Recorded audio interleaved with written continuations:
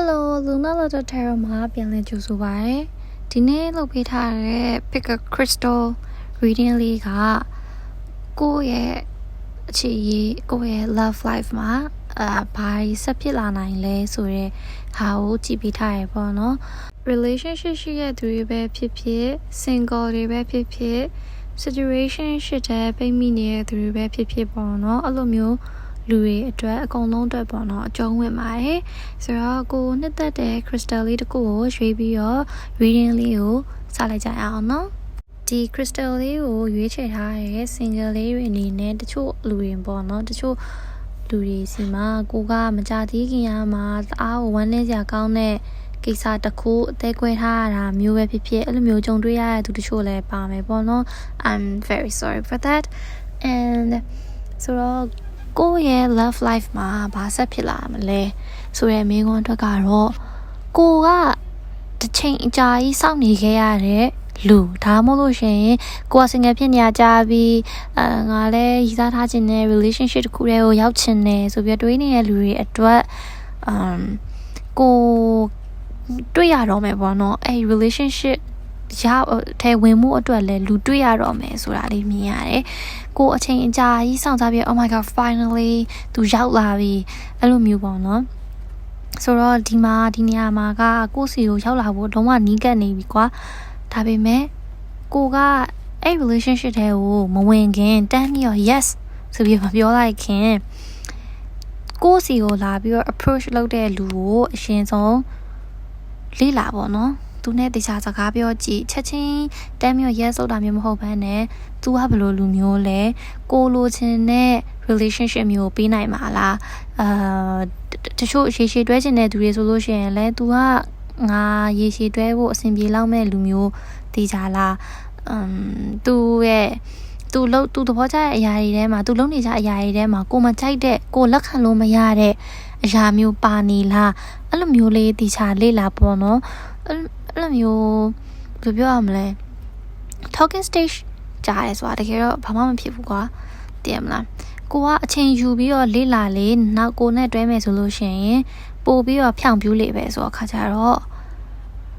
အဲ့လိုမျိုးလူရောက်လာပြီဆိုလို့ရှိရင်ချက်ချင်းတန်းပြီးတော့ yes လောက်တာမျိုးမဟုတ်ဘဲနဲ့အရင်ဆုံးသူ့ရဲ့အကြောင်းသူဘာတွေစိတ်ဝင်စားရတယ်ကိုနဲ့သူနဲ့ကတွေးခေါ်ပုံချင်းတွေတူလားကိုလက်ခံလို့မရတဲ့တွေးခေါ်ပုံတွေဖြစ်နေလားအဲ့လိုမျိုးလေးအရင်ဆုံးလေ့လာပေါ့နော်လေ့လာပြီးသွားမှပဲကိုကတွဲမယ်ဆိုလဲတွဲသေးပဲနဲ့ဒီတိုင်းပဲနေအောင်မယ်ဆိုလဲနေပေါ့နော်ဒါပေမဲ့ဒီ single လေးတွေအတွက်ကတော့လူတစ်ယောက်ကရောက်လာတော့မှာပေါ့နော်ရောက်လာဖို့အတွက်တော်လဲနီးနေပြီပေါ့နော် so good luck ဒီ clear quartz crystal လေးကိုရွေးချယ်ထားတဲ့ relationship သမားလေးတွေအတွက်love life မှာဘာတွေဆက်ဖြစ်လာနိုင်လဲဆိုတာလေးကိုကြည့်ပေးထားပါတယ်ပထမဆုံးအနေနဲ့တွေ့ရတာကဒီ relationship မှာကိုကဥဆောင်တဲ့သူဖြစ်နေရအမျိုးပေါ့နော်တခုခုဆိုလို့ရှိရင်လည်းကိုကဥဆောင်လုပ်တယ်ဘယ်လိုပြောရမလဲဒီ relationship ကိုအဓိက carry လုပ်နေတဲ့သူကကိုဖြစ်နေရမျိုးပေါ့နော်အဲ့လိုမျိုးလေးတွေ့ရတယ်ဆိုတော့တစ်ခါလေးမှာကိုကသူဘာလို့ငါ့ရဲ့ energy ကိုလိုက်မမီရလဲဘာလို့သူအဲ့လိုမျိုးဖြစ်နေရလဲပေါ့နော်အဲ့လိုမျိုးတွေးကောင်းတွေးနိုင်တယ်ဒါပေမဲ့ဒီမှာတွေ့ရတဲ့လောက်ကတော့သူလဲကိုယ့်ရဲ့ energy ကိုယ့်ရဲ့ flow ကိုလိုက်မိအောင်လို့စူးစမ်းနေတယ်အဲ့လိုပုံစံမျိုးလေးတွေ့ရရပေါ့နော်တစ်ခါတည်းကြလို့ရှိရင်ကိုကသူ့ဘက်ကနေပြီးတော့ခါကြဒီလိုမျိုး out of service လေးလိုချင်တယ်ဒါမျိုး action လေးလိုချင်တယ်လို့အဲ့လိုမျိုးတွေးနေပြီမဲ့သူ့ဘက်ကနေပြီးတော့ပုံမလာတာမျိုးဘယ်လိုပြောရမလဲဒီလိုဘယ်လိုပြောရမလဲဥပမာနည်းနဲ့ပြောရမယ်ဆိုလို့ရှိရင်ကောင်မလေးကချမ်းနေမယ်ဆိုလို့ရှိရင်ကောင်လေးကအပေါ်အင်းကြီးလေးချွတ်ပြီးတော့ဝေးပေးရမျိုးအဲ့လိုမျိုးမလုပ်ဖဲအဲ့လိုအခုကိုနဲ့ relationship တွေရှိတဲ့သူကအဲ့လိုမျိုးဘယ်လိုပြောရမလဲအဲ့လိုမျိုးအထာမနှက်တာပေါ့နော်အထာမနှက်ပဲနဲ့ကိုကသူ့ကိုပြန်ပြီးတော့ပြောနေရတာမျိုးဒါမှမဟုတ်လို့ရှိရင်လည်းဒီနေ့ငါတို့ဘာသာလုပ်ကြမယ်ဘာလုပ်ကြမယ်ဒီဒါလုပ်ကြမယ်ဒီလိုမျိုး activity လေးလုပ်ကြမယ်အဲ့ဒါအကုန်လုံးကိုကပဲစပြီးတော့ခါကြတော့လုပ်နေရတာမျိုးအဲ့လိုမျိုးလေးတွေ့ရရပေါ့နော်ဆိုတော့အဲ့ဒါကြောင့်မို့လို့ကိုကနည်းနည်း ဘာလို့သူဒီလိုဖြစ်နေရပါလဲဆိုပြီးတော့ခါကြတော့တွေးတာမျိုးလေးတွေလည်းတွေးရတယ်အဲ့တော့ဒီမှာကဘာကိုဆက်တွေ့ရလဲဆိုလို့ရှိရင်သူလဲကိုယ့်ရဲ့ energy ကို live မီလောက်ပါတယ်ဆိုတော့ယုံကြည်မှုရယ်နောက်တစ်ခုကစိတ်ရှည်သီးခံတာမျိုးလေးပေါ့နော်အဲ့ဒါလေးထားပေးပါသူကလုံးဝကြီးလိုက်မစူးစမ်းပဲနဲ့နေနေရမျိုးမဟုတ်ဘူးကိုကလုံးမယ်ဆိုလို့ရှိရင်သူတက်လိုက်ပြီးတော့စူးစမ်းပြီးတော့ကိုယ့်ရဲ့ energy ကိုလိုက်ပြီးတော့မှီအောင်လို့လုံးနေရဖြစ်တယ်သူလည်းစူးစမ်းနေရဖြစ်တယ်အဲ့ဒီစူးစမ်းမှုကို appreciate လုပ်ပေးစေချင်တယ်ပေါ့နော်နောက်တစ်ခုကတော့ဒီ relationship ကဒီ relationship မှာပေါ့နော်တယောက်နဲ့တယောက်နဲ့ဘယ်လိုပြောရမလဲဒီ relationship မှာကကိုရဲ့မူလပုံစံအတိုင်းနေတာမျိုးဟန်ဆောင်တာမျိုးမဟုတ်ပဲねကွာကိုတယောက်တည်းနေရင်တမျိုးဒါပေမဲ့သူနဲ့ဆိုလို့ရှိရင်တမျိုးအဲ့လိုမျိုးကိုရဲ့ပုံစံအစစ်မှန်ကိုမချပြရေးတာမျိုးမဟုတ်ဘဲねကွာကိုရဲ့ပုံစံအစစ်မှန်ကိုလည်းချပြပြီးတော့အဲ့လိုမျိုးလေးနေလို့ရရကွာအဲ့ဒါကပို့ပြီးတော့နှစ်ယောက်လုံးအတွက်ပို့ပြီးတော့ကောင်းတယ်သူရောကိုရောအဲ့လိုမျိုးနော်ကိုရဲ့ပုံစံအစစ်အမှန်တိုင်းပဲနေတာပြောတာရှိရလဲအကုန်ပြောအဲ့လိုမျိုးလေးနေတာကပို့ပြီးတော့ဒီ relationship ကိုပို့ပြီးတော့ခိုင်မာစေတာမျိုးအဲ့လိုမျိုးလေးတွေ့ရတယ်ပေါ့နော်ဆိုတော့ဒီ relationship မှာကနောက်ဘာဆက်ဖြစ်လာမလဲဆိုလို့ရှိရင်တယောက်ကိုတယောက်ယုံကြည်မှုပို့ပြီးတော့ထားပြီးတယောက်နဲ့တယောက်လည်းဟန်ဆောင်မှုတွေမထားဘဲနဲ့ကွာကိုယ့်ရဲ့အရှိတိုင်းဆက်ဆံတာမျိုးပြောဆိုတာမျိုးအဲ့လိုမျိုးလေးလောက်တာကပိုပြီးကောင်းတယ်ပေါ့နော်နောက်တစ်ခုကကြတော့သူ့ကိုဒီတယောက်ကပုံမလာပါဘူးအဲ့လိုမျိုးတွေးရမျိုးမဟုတ်ဘဲနဲ့သူ့ကိုလည်းနည်းနည်းလေးတီးခံပြီးတော့စိတ်ရှိလေးနဲ့စောင့်ကြည့်မယ်ဆိုလို့ရှိရင်ကိုလိုချင်တဲ့ပုံစံမျိုးကိုယ့်ရဲ့ energy ကိုလည်းလိုက်မိလာတာမျိုးအဲ့လိုမျိုးလေးဖြစ်နိုင်တာဆိုတော့ဒီ relationship ထဲမှာဆက်ပြီးတော့နေဖို့အကြံပေးခြင်းနဲ့ပေါ့နော်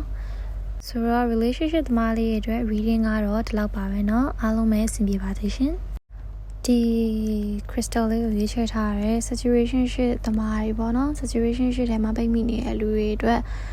what's next in love life ပေါ့เนาะကိုယ့်ရဲ့အခြေရေးမှာဘာဆက်ဖြစ်လာနိုင်လဲဆိုတဲ့မေးခွန်းလေးတွေကြည့်ပေးထားရပေါ့เนาะဆိုတော့ကိုကဒီ situationship ထဲမှာပိတ်မိနေတာပေါ့เนาะကြာနေပြီဆိုတဲ့ပုံစံမျိုးလေးတွေ့ရတယ်တကယ်သူကကိုတကယ်စိတ်တာလားပြန်ချစ်လာမှာလား situation ရှိတိုင်းပဲပြီးသွားမှာလားဆိုပြီးတော့ခါကြတော့တွေးနေတဲ့သူတွေပေါ့နော်အဲ့လိုလူမျိုးလေးတွေလည်းတော်တော်များမယ်ဒီ relationship ကဒီ situation ကကိုအတွက်နည်းနည်းလေးစိတ်ပင်ပန်းရတာမျိုးကိုလမ်းပြောက်တယ်လို့ဖြစ်တာမျိုးလေးတွေပေါ့နော်အဲ့လိုမျိုးလေးတွေကြုံတွေ့ထားရတာမျိုးတွေ့ရတယ်ဘယ်လိုပြောရမလဲစိတ်ခံစားမှုပိုင်းဆိုင်ရာမှာဆိုလို့ရှိရင်လည်းကိုကတော်တော်လေးကိုဝမ်းနေတာမျိုးဒါနည်းနည်းဆွေးဖြစ်နေရမျိုးပေါ့နော်ဘာဆက်ဖြစ်မလဲမသိရဲ့အခြေအနေဖြစ်ခဲ့ရပေါ့နော် situation ရှိကလုံးဒီပန်ကြည့်ရတာတော့ကိုကပို့ပြီးတော့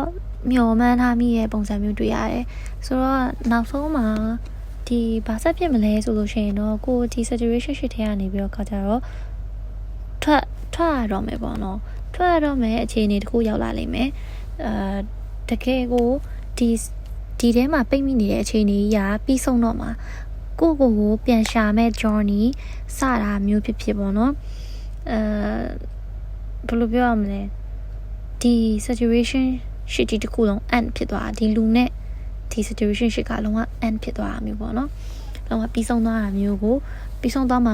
တွေ့ရတယ်ပြီးတော့အခုအချိန်ပေါ့နော်အခုအချိန်ကလည်းဒီလူကိုထားပြီးတော့ဒီ situation ရှိတီကိုထားပြီးတော့ရှေ့ဆက်တဲ့အကောင်းဆုံးအချိန်ပေါ့နော် this is the perfect moment အဲ့လိုမျိုးပေါ့နော်ဆိုတော့ကရှေ့ဆက်ဖို့အချိန်တင်ပြီပေါ့နော်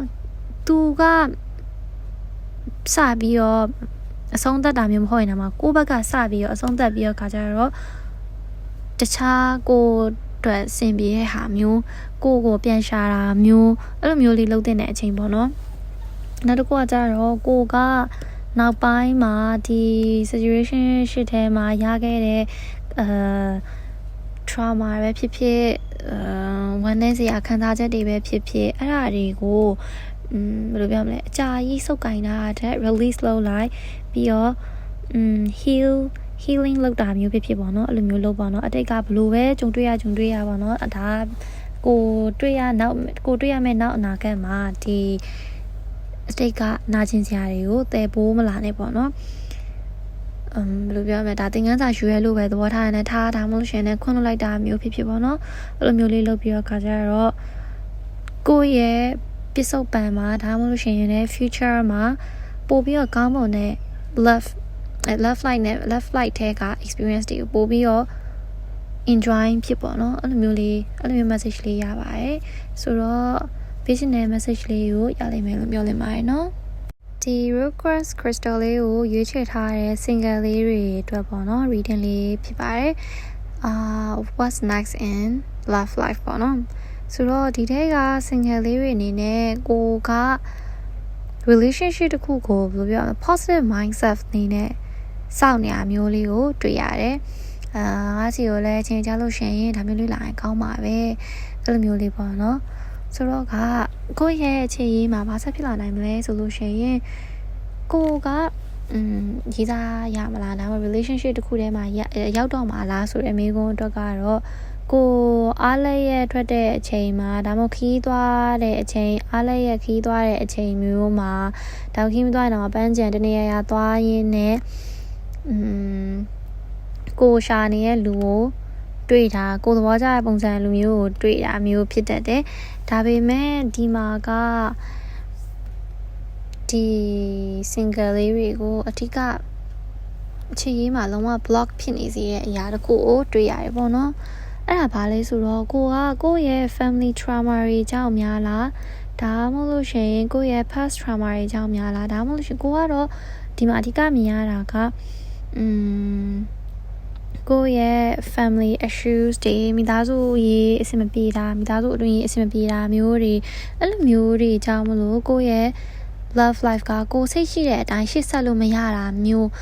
တွဲချင်ရင်တော့မှတွဲလို့မရတာမျိုးအဲ့လိုမျိုးပုံစံမျိုးလေးတွေတွေ့ရတယ်ဆိုတော့တစ်ခါလေကြားလို့ရှိရင်ငါက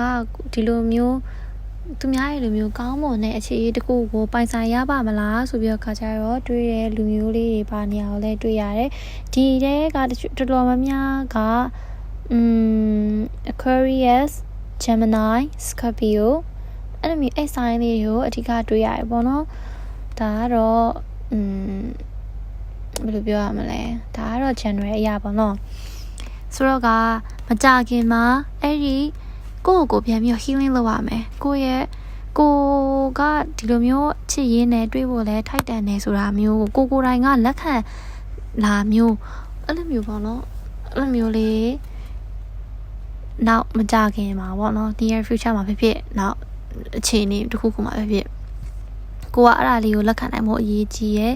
အတွေးလွန်တာမျိုးတွေ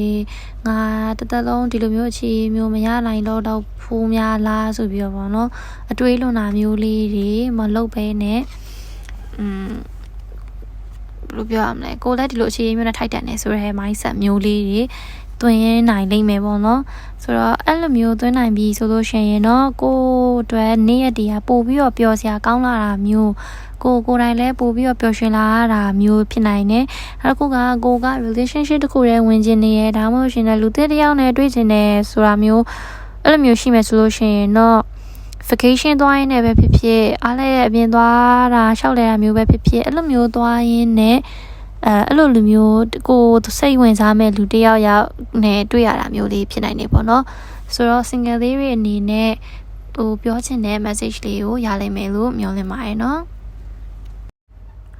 ဒီ Rose Crystal လေးကိုရေးချထားတဲ့ relationship သမားလေးတွေအတွက် what's next in love life ဆိုတဲ့ reading လေးကိုစပါမယ်နော်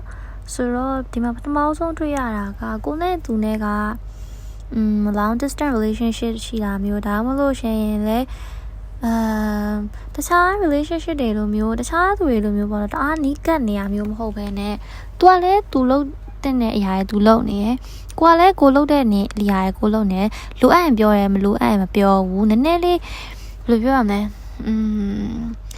တောင်းတဲ့တအားကြီးလဲထိန်းချုပ်ထားတာမျိုးတော့လည်းမဟုတ်ပြန်ဘူးအဲ့လိုမျိုးပေါ့နော်ကိုယ့်ဘာသူကိုနေကြတယ်ကိုယ့်သူကိုအေးဆေးဆေးပဲနေကြတဲ့ couple ပုံစံမျိုးလေးမြင်ရတယ်ပေါ့နော်ဆိုတော့အဲ့အရာကတဲ့ကိုအတွက်ဒါမှမဟုတ်ရှင်တစ်ဖက်လူအတွက်တော့ရေရှည်မှာသူကဘယ်လိုမျိုးတွေးလာနိုင်လဲဆိုလို့ရှိရင်ဒီလိုမျိုးပေါ့နော်ဒီလိုမျိုးရအဆင်ပြေပါမလားဗောသူကငါအရင်ဆုံးကိုလာကန့်ရင်ကောင်းပါပဲသူကလည်းသူငါ့ကိုလာကန့်ရင်ကောင်းပါပဲအဲ့လိုမျိုးစိတ်လေးမျိုးနည်းလေးရှိရမျိုးတွေ့ရတယ်ဒါပေမဲ့မကတ်လဲအဆင်ပြေတယ်ဘာမှဖြစ်ဘူးကိုကလာကိုရှေ့ဆက်ကြတယ်အဆင်ပြေတယ်ကိုလုံးချရှိရတယ်ကိုလုံးတယ်အဲ့လိုမျိုးပေါ့နော်အဲ့လိုမျိုးလေးတွေ့ရတယ်ဒီမှာကတွဲတော့တွဲကြတယ်ဒါပေမဲ့ချစ်လဲချစ်တယ်ဒါပေမဲ့ဘယ်လိုပြောရမလဲသူများရဲ့လိုမျိုးချစ်စရာလေးအဲ့လိုမျိုးတစ်ချိန်လောက်စာပို့ဖာညာအဲ့လိုမျိုးလည်းမဟုတ်ပြန်အောင်ကွာတလားကိုဘာသာကိုနေကြတဲ့ပုံစံမျိုးလေးပို့ပြီးတော့တွေ့ရတယ်ဆိုတော့ဒီဘာဆက်ဖြစ်လာမလဲဆိုလို့ရှိရင်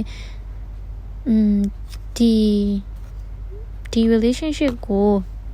ပို့ပြီးတော့နှွေးထွေးစေမဲ့အကြောင်းအရာတစ်ခုရောက်လာလိမ့်မယ်ပေါ့နော်အခြေအနေတစ်ခုပေါ့နှွေးထွေးလေးဖြစ်စေမဲ့အခြေအနေတစ်ခုရောက်လာလိမ့်မယ်ပြီးတော့ဒီမှာတွေ့ရတာက relationship မှာ effort ထုတ်ရတာပေါ့နော်ယောက်ျားလေးဘက်ကပဲဖြစ်ဖြစ်မိန်းကလေးဘက်ကပဲဖြစ်ဖြစ်ပေါ့နော်ကိုယ့်ရဲ့ partner က effort ထုတ်တဲ့အချိန်ကြီးကြာရင်ထုတ်ရတယ်ပေါ့နော်ဥပမာဒီနေ့ငါနဲ့နည်းနည်းဒီနေ့ဒါမျိုးလေးလုပ်ရအောင် movie date လေးလုပ်ကြမလားဒါမှမဟုတ်လို့ရှင်လဲတယောက်နဲ့တယောက်ကိုတယောက်ဟိုဘယ်လိုပြောရမလဲအချိန်ယူပြီးတော့ခါကြတော့ date တာဖြစ်ဖြစ်နောက်တစ်ခု vacation လေးတူတူသွားကြည့်ရမျိုးဖြစ်ဖြစ်အဲ့လိုမျိုးလေးလုပ်တဲ့နယ်လို့တွေ့ရတယ်ပေါ့နော်ဒီမှာကတယောက်နဲ့တယောက်နဲ့ကကိုလန်းကိုရှေ့ဆက်နေကြရဒါပေမဲ့တွဲနေတယ်သူကလည်းသူ့ဘာသူအဆင်ပြေကိုကလည်းကိုယ့်ဘာသူကိုအဆင်ပြေရဒါပေမဲ့effort ထုတ်တဲ့နေရာမျိုးလေးတွေရှိရပေါ့နော်သူ့ဘက်ကရောကိုယ့်ဘက်ကရော effort ထုတ်တဲ့နေပေါ့နော်ပြီးတော့ဒီမှာကနှစ်ယောက်ထဲတယောက်မှာပေါ့နော် तू ကငါ့ဒါမျိုးလေးလုပ်ပြီးရင်ကောင်းမှာပဲतू ကဘာလို့ဒီလိုမျိုးပဲနေရလဲပေါ့နော်တခြားသူတွေငါတို့ရဲ့ relation ကိုနှစ်ယောက်လည်းသိမယ်ထင်ပါတယ်ကိုတို့ရဲ့ relationship ကတအားပေါ်ပါတယ်လိုလက်ရှိရဲ့အဆင်ပြေကွာဒါပေမဲ့နှွေးထွေးမှုလေးလိုအပ်တယ်ပေါ့နော်အဲ့တော့ဒီ relationship မှာကအဓိကလိုအပ်နေတာကeffort ထုတ်ဖို့ပေါ့နော်ဘယ်လိုပြောရမလဲရောက်ကောင်းလေးဘက်ကဆိုလို့ရှိရင်လည်းကိုကောင်မလေးကိုလက်ဆောင်ပစ္စည်းလေးဝယ်ပေးတာဖြစ်ဖြစ်ဒါမှမဟုတ်ရှင်သူ့အတွက်သူရှင်နဲ့ကိုထိပါစေမဲ့အရာမျိုးလေးဒါမှပန်းစည်းလေးဝယ်ပေးရပဲဖြစ်ဖြစ်အဲ့လိုမျိုးလေးလုပ်တင်နေပေါ့နော်မိန်းကလေးဘက်ကဆိုလို့ရှိရင်လည်းကိုဖြစ်ချင်တဲ့အရာတွေကိုကြိတ်ပြီးတော့စဉ်းစားနေရမျိုးမဟုတ်ဘဲနဲ့သူ့ကိုထုတ်ပြောကြည့်ရဖြစ်ဖြစ်ကိုကလည်းသူ့ကိုယူဆိုင်ပေးတာနှွေးထွေးပေးတာပေါ့နော်အဲ့လိုမျိုးလေးတွေလုပ်ပေးတာကနှစ်ယောက်အတွက်ရေရှည်အဆင်ပြေလာမယ်လို့တွေ့ရတယ်ပေါ့နော်ဆိုတော့ဒီ relationship သမားလေးတွေအတွက် reading လေးရတော့ဒီလောက်ပါပဲเนาะကိုရချင်တဲ့ message လေးတွေပေးချင်တဲ့ message လေးပေါ့နော်ရလိုက်မယ်လို့မျှော်လင့်ပါတယ်เนาะsituation ရှစ်သမားလေးဒီ request လေးကိုရွေးချယ်လိုက်တဲ့ situation ရှစ်သမားလေးရဲ့အနေနဲ့နော် love life မှာဘာဆက်ဖြစ်လာမလဲဆိုလို့ရှိရင်ဒီ situation ရှစ်ထဲမှာကိုကနည်းနည်းလေးအနိုင်ရတဲ့သူလိုမျိုးပေါ့နော်သူကကိုကိုလိုက်ခဲ့ရတဲ့အခြေအနေမျိုးလေးကိုတွေ့နေရတယ်ပေါ့နော်ပြီးတော့ဒီမှာဆိုလို့ရှိရင်ကိုနဲ့ deal လုပ်နေတဲ့ person ကကိုနဲ့အဆင်ပြေဖို့အတွက်တော်တော်လေးစူးစမ်းနေရကိုတွေ့ရတယ်ပြီးတော့သူကကိုနဲ့အဆင်ပြေဖို့တယ်မဟုတ်ဘူးသူရဲ့အလုပ်လုပ်တဲ့နေရာမှာဖြစ်ဖြစ်ငွေကြေးစုဆောင်းတဲ့နေရာမှာဖြစ်ဖြစ်ပေါ့နော်သူကအလုပ်စူးစမ်းတဲ့လူတစ်ယောက်လို့မြင်မိရပေါ့နော်ဒီ situation ကဘာဆက်ဖြစ်လာမလဲဆိုတာတဲ့ပေါ့နော်ဘယ်လိုပြောမလဲ what's next in life ဆိုတာတဲ့ဒီမှာဗာမြင်နေရလဲဆိုတော့ဒီလူနှစ်ယောက်ကိုနဲ့ဒီလုံးနေတဲ့ person နဲ့ဒါအလုပ်တူတူတွဲလုပ်ဖြစ်မယ်ဆိုရင်ပို့ပြီးတော့ကောင်းမွန်တဲ့အကြောင်းအရာတွေresult တွေပေါ့နော်ပို့ကောင်းမွန်တဲ့အရာတွေဘယ်လိုပြောရမလဲပို့ပြီးတော့ကောင်းမွန်တဲ့အခွင့်အလမ်းတွေနှစ်ယောက်တူတူသာတွဲလုပ်မယ်ဆိုလို့ရှိရင်ပို့ကောင်းမွန်တဲ့အခွင့်အလမ်းတွေရလိမ့်မယ်ဆိုတော့ဟာမျိုးလေးမြင်ရတယ်ပေါ့နော်ဒီ relationship ကromantic feelings တွေထက်ဘယ်လိုပြောရမလဲအတူတူသာအလုပ်လုပ်မယ်ဆိုလို့ရှိရင်ကောင်းမဲ့ပုံစံမျိုးအတူတူအလုပ်တွဲလုပ်တာကဘယ်လိုပြောရမလဲ business ဘိုင်းမှာအတူတူအလုပ်တွဲလုပ်တာကပိုအောင်မြင်မယ်ပို့ပြီးတော့ဘယ်လိုပြောမလဲဒီလူက romantic feeling မဟုတ်ဘဲနဲ့ကိုနဲ့ business partner လာဆိုလို့ရှိရင်ဒီလိုနဲ့အလုပ်လုပ်လို့ရှိရင်ဒါတခြားပေါက်အဆင်ပြေမယ်ကောင်းမွန်မယ်ယုံကြည်စိတ်ချလို့ရတယ်သူကလည်းအလုပ်ကြိုးစားရလူကိုလိုချင်တဲ့ပုံစံမျိုးလည်းရှိတယ်အဲ့လိုလူမျိုးပုံစံမျိုးတွေ့ရတယ်ပေါ့နော်နောက်ပြီးတော့ဒီတချို့လူတွေအတွက်ပေါ့နော်ဒီ relationship မှာကိုကတစ်ဖက်လူကိုတအားကြီးထိန်းချုပ်ဖို့ကြိုးစားနေရမျိုးဒါမှမဟုတ်လို့ရှိရင်လည်းဒီ situation ရှိကိုငါဖြစ်စေချင်တယ်လို့လုပ်မယ်ငါဖြစ်တဲ့ငါလုပ်ချင်တယ်လို့လုပ်မယ်ပေါ့နော်ကိုကအဓိကပုံစံမျိုးလုပ်တာထက်သူ့ရဲ့ flow အတိုင်းလေးပဲသူလွတ်ပေးထားတာလေးကပို့ပြီးတော့ကောင်းနိုင်မယ်ပေါ့နော်ဆိုတော့ကဒီလူတွေအနေနဲ့ situation ရှိထဲမှာပိတ်မိနေပြီးတော့ခါကြတော့she said love ထက်ဒီမှာက business offer business opportunity အတူတူလုပ်လို့ရှိရင်အောင်မြင်မယ်ဆိုတဲ့ဟာမျိုးလေးတွေ့ရတယ်အတူတူအလုပ်တွဲလုပ်တာလေးတွေကပို့ပြီးတော့အောင်မြင်နိုင်မယ်ဆိုတာလေးတွေ့ရတယ်ပေါ့နော်နောက်တစ်ခုကဒီမှာကနှစ်ယောက်ဒီ reality situation ရှိတဲ့ရောက်နေတဲ့လူနှစ်ယောက်ကပေါ့နော်တယောက်နဲ့တယောက်အတူတူဘယ်လိုပြောရမလဲအလုပ်လုပ်နေတဲ့လူတွေမဟုတ်ဘူးဆိုရင်တယောက်နဲ့တယောက် activity လေးတွေလုပ်ကြည့်ရမျိုး project ဆိုလည်းအတူတူလုပ်တာမျိုးဒါမှမဟုတ်လို့ရှိရင် game ဆိုလည်းအတူတူဆော့ရမျိုးအဲ့လိုမျိုးလေးတွေလုပ်တာကဒီ situation ရှိကိုနည်းနည်းလေးတစ်ဆင့်ပို့ပြီးတော့တိုးတက်စေတဲ့အခြေပြောရမယ်အခြေအနေတစ်ခုရောက်ရှိလိမ့်မယ်သူပြောမြင်နေပေါ့နော်ဆိုတော့ page နဲ့ message လေးကိုရလိမ့်မယ်လို့ပြောနေပါတယ်နော်ဒီ crystal လေးကိုရွေးချယ်ထားတဲ့လူတွေနဲ့ single လေးတွေပေါ့နော်ကိုယ့်ရဲ့ love life မှာဘာဆက်ဖြစ်လာမလဲဆိုတာလေးကိုကြည့်ပြထားရပေါ့နော်ပထမဆုံးမြင်ရတာကတော့ဒီမှာကိုက single ဖြစ်နေလဲရတယ်ဘာလို့လဲဆိုတော့ကိုလိုချင်တဲ့သူကတရားကိုရတဲ့တခုအဲ့လိုမျိုးလေးဖြစ်နေရမျိုးလေးကိုတွေ့ရတယ်ပေါ့နော်ဆိုတော့တချို့လူတွေဆိုလို့ရှိရင် single ဖြစ်နေရတာကိုပဲပို့ပြီးတော့နှစ်သက်နေရမျိုးကိုလည်းတွေ့ရတယ်ကိုဘယ်လိုပြောရမလဲကိုအလုပ်တွေနဲ့ကိုလုံနေရမျိုးဒါပေမဲ့တချို့ single လေးတွေအတွက်ကြတော့ကိုအလုပ်ကိုလည်းကိုလုံနေတယ်ဒါပေမဲ့ဘယ်တော့မှငါနဲ့ကိုက်နေတဲ့သူရောက်လာမှလဲပေါ့နော်အဲ့လိုမျိုးပုံစံမျိုးလေးတွေလည်းတွေ့ရတယ်ဆိုတော့ဒီလူလေးတွေအနေနဲ့ကိုယ့်ရဲ့ဘဝမှာနှစ်ခုလုံးကိုမျှချေဖြစ်ဖို့လိုတယ်ပေါ့နော်မျှချေဖြစ်ဖို့လိုတယ်ဆိုတာကဘယ်လိုမျိုးပြောချင်တာလဲဆိုလို့ရှိရင်ကိုချစ်ဖို့မိနေတာမျိုးကိုပြန်ပြီး self care လုပ်ဖို့မိနေတာမျိုးလေးတွေနောက်ပြီးတော့ဒီမှာတကယ်အဓိကတွေ့ရတာကတော့ဒီ single လေးတွေအနေနဲ့ဘလိုမျိုး glow up ဖြစ်အောင်လုပ်ရမလဲအခုတည်းပို့ပြီး glow up ဘလိုဖြစ်အောင်လုပ်ရမလဲဆိုတာမျိုးလေးတွေကိုနောက်ပိုင်းကျလို့ရှိရင်တေချာလေး Q site ဖြစ်လာနိုင်မယ်ပေါ့နော်တချို့ diet လုပ်ချင်တဲ့သူလေးတွေဝိတ်ကြချင်တဲ့သူမျိုးလေးပေါ့နော်အဲ့လိုလူမျိုးလေးတွေအနေနဲ့လည်းကိုယ့်ရဲ့စားတောက်နေရဲ့အစားအသောက်တွေကိုပေါ့နော်ပို့ပြီးတော့ကိုယ့်အတွက် healthy ဖြစ်တဲ့ပုံစံမျိုးစားတောက်ပေးတာကကျန်းမာရေးလည်းပိုကောင်းမယ်စိတ်လည်းပိုပြီးတော့အဆင်ပြေမယ်နောက်ပြီးတော့ခါကြတော့ကိုက manifest လုပ်နေကြသူဆိုလို့ရှိရင်လည်းကိုယ့်ရဲ့ manifestation abilities တွေကိုဒီထက်ပိုပြီးတော့မြင့်တင်နိုင်တာမျိုးပိုပြီးတော့ powerful ဖြစ်အောင်လုပ်နိုင်တာမျိုးလေးတွေ့ရတယ်ကိုပို့ပြီးတော့ queue site လေးပို့ပြီးတော့လှလာလေးကိုနဲ့တွေ့ရမယ့်လူဒါပို့ပြီးတော့ကိုအတွက်ဘယ်လိုပြောမလဲကိုအတွက်ကိုပိုကောင်းတဲ့လူပုံစံမျိုးပေါ့နော်ကိုနဲ့တန်းတူညီမျှပုံစံဖြစ်တဲ့သူမျိုးကိုနဲ့တန်းတူတဲ့လူပုံစံမျိုးနဲ့တွေ့ရတာမျိုးလေးဖြစ်နိုင်တယ်ပေါ့နော်ဆိုတော့ single လေးတွေအနေနဲ့ကိုပို့ပြီးတော့ချစ်တာမျိုးရတာမလို့လူတာမရဖြစ်နေမယ်ဆိုလို့ရှိရင်လည်းကိုပဲပို့ပြီးတော့ glow up ဖြစ်ဖို့ queue site ပြီးပိုလှအောင်နေတာကကိုယ့်အတွက်ပို့ပြီးတော့ကောင်းမွန်တဲ့အရာတွေကိုဖိတ်ခေါ်လိုက်သလိုမျိုးပဲဖြစ်ပါလိမ့်မယ်ပေါ့နော်ဆိုတော့ business message လေးကိုရလိမ့်မယ်လို့မျှော်လင့်ပါတယ်နော်ဆိုတော့ဒီ crystal လေးကိုချက်ထားတဲ့ relationship သမားလေးပေါ့နော်ပထမဆုံးမြင်ရတာကဒီ crystal လေးကိုချက်ထားတဲ့လူလေးတွေပေါ့နော်တအား romantic ဆန်နေလို့မြင်ရတယ်ကိုယ့်ရဲ့ partner ပေါ်မှာလည်းကိုကတအားချစ်တယ်ပြီးတော့ဒီ relationship ကလေဘာမှပြောကြမလို့အောင်ကိုကောင်းနေတယ်ဆိုတော့ relationship ပုံစံမျိုးလေးဖြစ်နေရလို့တွေ့ရတယ်ပေါ့နော်ပြီးတော့ဒီမှာဆိုလို့ရှိရင်လည်း past life relationship ပေါ့နော်ကိုရီးယားအရင်တုန်းကပေါ့နော်တကယ်သူကိုသာအရင်ဘဝတွေပါညာတကာကိုရုံမယ်ဆိုလို့ရှိရင်ဒီလူနဲ့ကိုနဲ့ကအရင်ဘဝအရင်တုန်းကတခါတွေ့ဘူးပြီးသားအရင်ဘဝတွေမှာတွေ့ဘူးပြီးသားလူတွေလို့မျိုးတွေ့ရတယ်ပေါ့နော်အဲ့တော့ဒီဘဝမှာလည်းထပ်ပြီးတော့ဆုံစည်းကြရတယ်ဆိုတဲ့ပုံစံမျိုးလေးတွေ့ရတယ်ကိုတယောက်တည်းဖြစ်နေတယ် ကိုလုံးလုံးနေရတဲ့အချိန်တွေပဲဖြစ်ဖြစ်သူနဲ့ငါသူနဲ့ဒီဓာတိစားရင်လည်းသူနဲ့တူတူစားခြင်းလိုက်တာသူ့အကြောင်းလေးအမြဲတွေးနေမိရတစ်ဖက်လူကလည်းကို့အကြောင်းအမြဲစဉ်းစားနေမိရကိုနဲ့ပျော်ပျော်ရွှင်ရွှင်နေရတဲ့ဟာလေးကိုစဉ်းစားနေမိရလေးရှယ်ပါတော့ဒီမှာကထပ်ပြီးတော့တွေ့ရတာဗာလဲဆိုလို့ရှိရင် what's next in life ဆိုတော့ what's next in love life ဆိုတော့ဒီမှာ marriage ပြီးတော့ကိုက four of quarter မှာလဲmarriage ဟိုကတ်လေးကိုတွေ့ရတယ်ဆိုတော့ကဒီ relationship ကအားကို healthy ဖြစ်တဲ့လုံးဝ love လည်းပြည့်စုံနေတယ်ဘယ်လိုပြောရမလဲလုံးဝ love တွေအဲ့တော့အချစ်တွေပြည့်ရှယ်နေတဲ့အတွဲ couple အဲ့လိုမျိုးပုံစံမျိုးလေးမြင်ရတယ်ပေါ့နော်တအား healthy ဖြစ်တဲ့ relationship လေးလို့လည်းမြင်မိရယ်ဆိုတော့ဒီ relationship က marriage life ထိကိုသွားနိုင်တဲ့ couple လို့မြင်တယ်ဆိုတော့တော်တော်လေး beautiful ဖြစ်တဲ့ energy ကိုရတယ်တယောက်နဲ့တယောက်က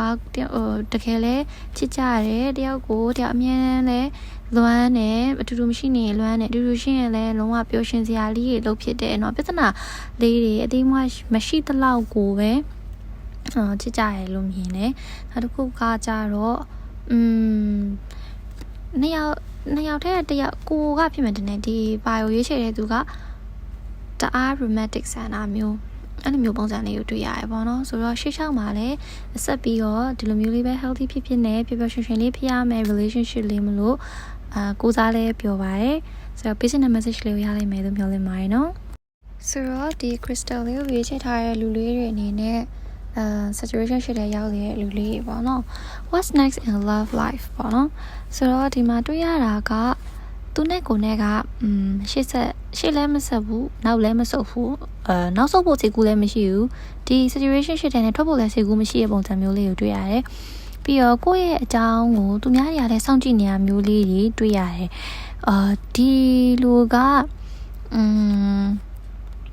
သူဒီလုံးနေတဲ့ person ကကိုတယောက်တည်းမဟုတ်ဘူးဆိုလို့ရှိရင်တော့သူကဘယ်လိုပြောရမလဲသူ့မှာကိုမဟုတ်ပဲတခြားသူတွေလည်းရှိရဲဆိုတဲ့သဘောကွာဒါပေမဲ့ तू ကကိုနဲ့ဒီ situation ရှိတဲ့ကနေပြီးတော့ထွက်မဲ့စိတ်ကူတော့မရှိဘူးဖြစ်မဲ့ဖြစ်ရင်တော့သူအရင်သူ့မှာအခုရှိနေတဲ့တခြားစကားပြောနေတဲ့တခြားသူတွေနဲ့ဒါ cut off သူတို့က cut off လုပ်ချင်လုပ်နိုင်မယ်ဒါပေမဲ့ကိုနဲ့တော့အဲ့လိုမျိုးမလုပ်တော့တဲ့ပုံစံမျိုးတွေ့ရပါတော့နောက်တစ်ခုကကြတော့ဒီ crystal လေးကိုရွေးချယ်ထားတဲ့လူလေးအနေနဲ့ universe ကိုဖြစ်manifest လုပ်တာမျိုးပေါ့နော်ကိုဘာကိုလိုချင်တာလဲကိုဒီလူနဲ့အဓိကဘာကိုလိုချင်လဲဆိုတာလေးတွေကို manifest လုပ်ကြည့်ပါ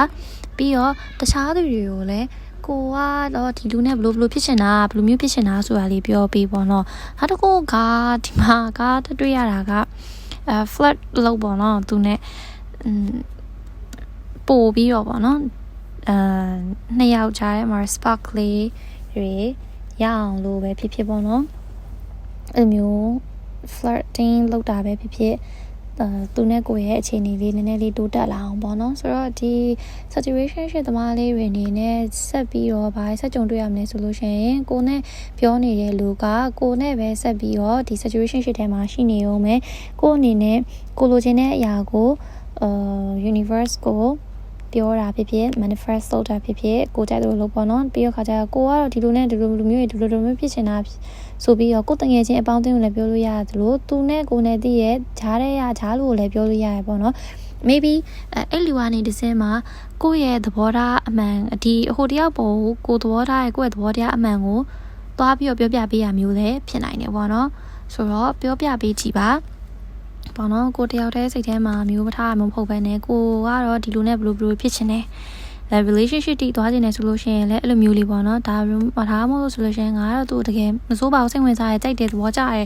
အဲ့လိုမျိုးတော့ထိပြောပြလို့ရတယ်ပေါ့နော်အဲ့တဲ့ရင်ကဟိုတယောက်စီကိုလည်းရောက်သွားနိုင်တယ်ပေါ့နော်ဆိုတော့ပေးချင်တဲ့ message လေးတွေကိုရလိမ့်မယ်လို့မျှော်လင့်ပါတယ်ပေါ့နော်